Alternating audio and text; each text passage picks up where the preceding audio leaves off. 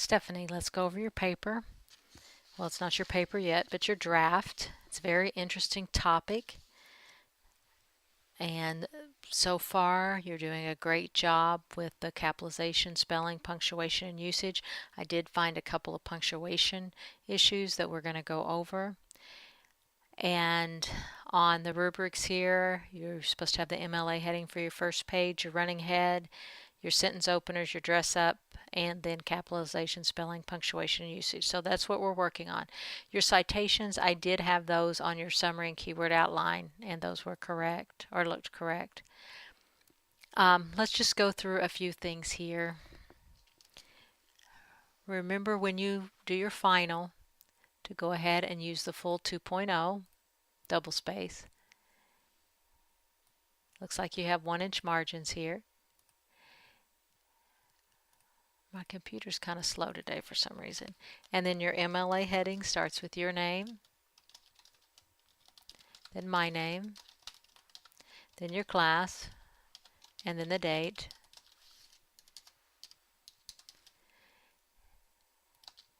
And then your running head, go to page number, top of page on the right, and type your last name in front of it. And we want it in the same font for consistency.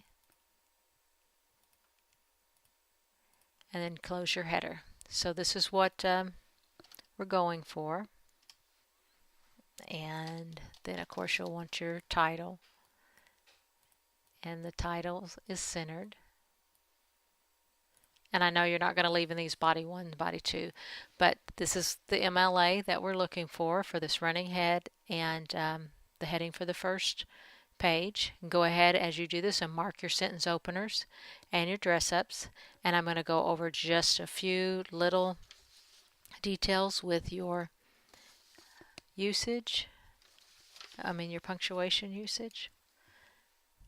And your writing is very good. It's these little things that I like to pick up with for students, because it's sometimes the little things that make the difference in your papers. On this first page, I did not find anything. On the second page, the body 2 paragraph, it is with these semicolons, how you're trying to use these semicolons. And it's Joseph Streams. Where is it? There it is. Right here. Joseph Streams. And you know that a semicolon is the same thing as a period. And what you're really needing to use here is rather a colon. And a colon, you have one whole sentence. And you have the first part and the second part. And the first part kind of makes a statement, and the second part is a clarification or an expansion of that statement, and that's what you're doing here. In the Bible, there are a few different examples of prophetic dreams. You could have put a period there, but you wanted to explain something or give the reader some more information. So what you really want to hear is a colon, such as Joseph's dreams predicting the upcoming famine. And you can't put a semicolon because such as Joseph's dreams predicting the upcoming famine is not a sentence. And when we use a semicolon, we have to have a sentence on both sides. And because this starts with such as, that makes it a clause on that side. And it wouldn't make sense if you didn't have it as a clause. In the Bible, there are a few different examples of prophetic dreams, period. Joseph's dreams predicting the upcoming famine. That sentence is out of place. What you're really wanting there is a colon, where you have your first part of a sentence where you make a statement, and your second part is where you give an example. Okay, let's go down a little bit further. There's another one right here. It is. Recurring dreams are just as the name implies. And this is the same thing. You really need a colon here. Because a dream that a person has dreamt more than once is not a sentence. So it can't be on the other side of a semicolon, because you've got a dream that a person has dreamt more than once, that's just a clause, and there's no verb on this side. But what you do have is you have your first part that makes a statement. Recurring dreams are just as the name implies, and then you give the reader more information with an example. A dream that a person has dreamt more than once. So what you're wanting there is a colon. Now this one right here, this semicolon, the recurring dream does not have to be identical to be counted in this category. An individual dreaming a dream that is similar to one that they have had before is enough for that dream to be considered recurring. That's correct, because you have over here dream does not have to be identical. You've got kind of a long verb phrase here. I'm just going to put a verb phrase. An individual dreaming a dream.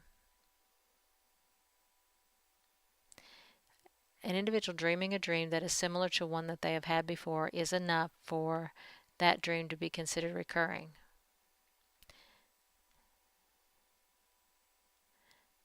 An individual dreaming. There's our subject now. An individual dreaming is enough. So right over here is, I guess this is our linking verb.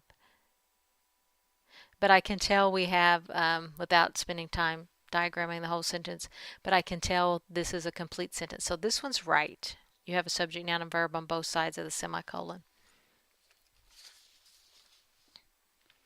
Let's go down. There was another one in body, paragraph 3. Most people are in agreement that television has an effect on our thoughts and beliefs, but what about our dreams? Okay. But what about our dreams? So here you have a statement. Most people are in agreement that television has an effect on our thoughts and dreams. And then you have a question on this side. And so hooking a statement to a question with a semicolon, because remember they're supposed to be very closely related, and that is closely related, but it would be better if you had the same type of sentence. So you could just put a period and start your next sentence. But what about our dreams?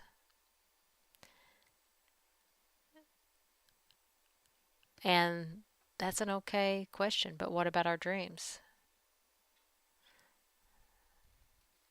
You could put a comma. We can put a comma when we have an opposite thought using but, even though there's not a complete sentence. But I think the easiest way to fix this is just a period and a capital letter. One other little thing. According to the studies of Robert, color and dreams are closely related to emotional intensity. According to the study of Robert Haas, color and dreams, and this should be is,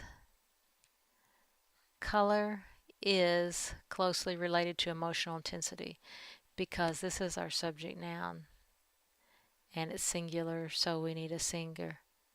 Unless you wanted this to be colors in dreams are, so I don't know, you either need to, you've got a subject verb that doesn't agree here. You can fix it either way you want to. According to the studies of Robert Harf, colors in dreams are, or color in dreams is. Either way you can fix it.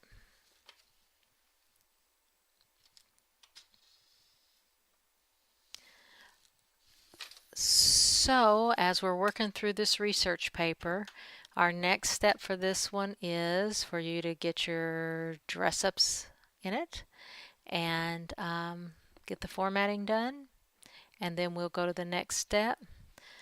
So for your homework for here, just kind of fix these little errors.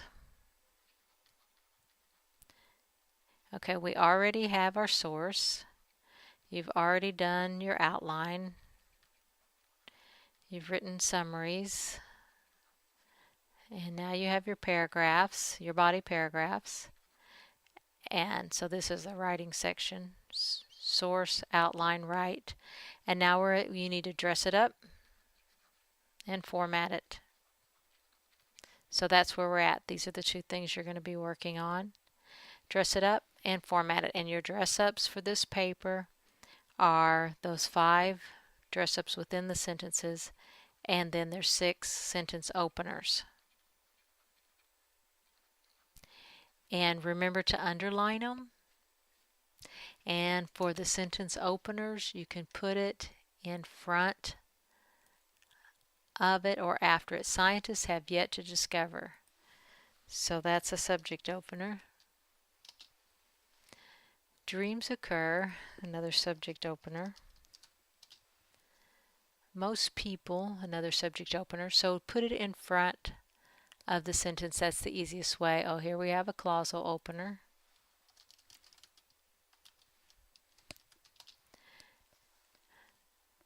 So put in all your dress-ups, and your sentence openers, be sure and mark them for me.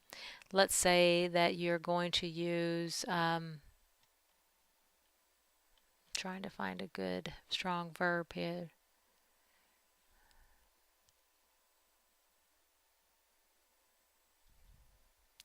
Repressed, or just repressed is our verbs. So you're going to underline it, and after it you could put SV for strong verb. Ah, it logged me out. Okay, that's all I have for you to work on this week. Just fix the errors, get your paper dressed up and formatted up, and then we are going to be working on some techniques to tie the paragraphs together and how to write an intro and conclusion later. But your next step now is just to kind of fix those errors, dress it up, and format it. So far, great job. Love the topic. Very interesting. That's the end of the video.